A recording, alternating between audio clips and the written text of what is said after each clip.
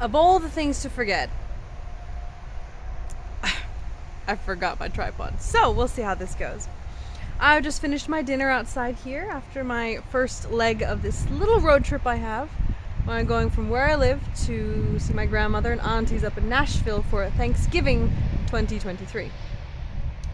Now, as I was driving, I think I had time to contemplate about road trips here in the USA versus what I'm more used to with my road trips in Australia. So I thought I'd make a little snippet of this, look at my notes as well as I do it to share the similarities and of course differences with road trips. Really, I classify a road trip really 4 hours, more than 4 hours drive. That's a kind of a road trip. It's kind of out the way and one way, not 4 there and 4 back. That is a full day of driving, and some people have that job. So road trip, you're getting up, getting out of wherever you are, and of course you drive on the roads. That's a similarity. I also think it's better with a buddy. I did this driving by myself, and it was challenging to keep my eyes awake because I drove and the sun was setting here at about 6 o'clock, and I got to my accommodation at 9. So it was a bit hard keeping yourself awake. So road trips, highly recommend you bring a buddy. Yes. Now in Australia, it became a habit that if you're driving out anywhere more than half an hour, 45 minutes, you bring water, and a lot of it. More water than you need. Why?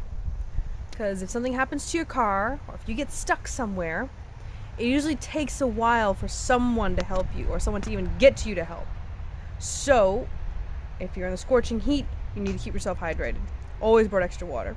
That has carried on here, but I don't find it necessary because where I've landed, there's a lot more people around, and there's lots of little towns, so there's no real need to bring a lot of water because you can always buy one, or someone's there to help you if you do get stuck. I still bring it. I think I brought 2 liters of water just in case. Next one, yes, road trains. They do not exist here, which I'm kind of glad. There's videos online that I saw and went, oh, that's right, road trains. You have the truck and then the carriage is there. I think the most I've seen and overtaken is a 6-carriage road train, and that was fun. I had a heart attack taking over. So of course coming here, I'm going, all right, gotta be ready for road trains. Gotta get a car that'll take them out. Nope. Here, they just have the truck with 1 container, but a lot of them. They're everywhere. Which brings me to my next point. Defensive driving. You must be a defensive driver here in the USA because the locals here are a bit mental. When I say mental, I really do mean it. There is a speed limit, but no one obeys it. The average I see is people going 5 miles over.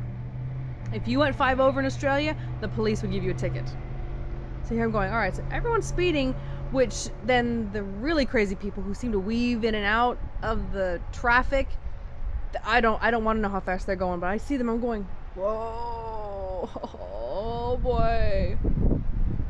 So you got to be a defensive driver when you come here to the USA. In Australia, not so much. Well, also because you don't have much on the Stewart Highway going up to Darwin and down to Adelaide. It's just go. Yes, next one. Driving up and down the track in Australia, you would have to gauge? You'd have to look at your fuel tank and go, all right, where do we have to go to make sure we have enough fuel to make it? Because if you missed a spot, or if you didn't get fuel at the right stop and you were getting really low, you'd be stuck in the outback. Not good, not cool.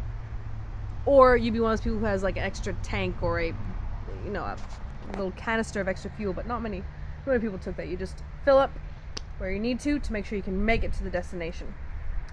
Well, where I've landed here in the USA, there are towns everywhere and a lot of places to fill up the tank.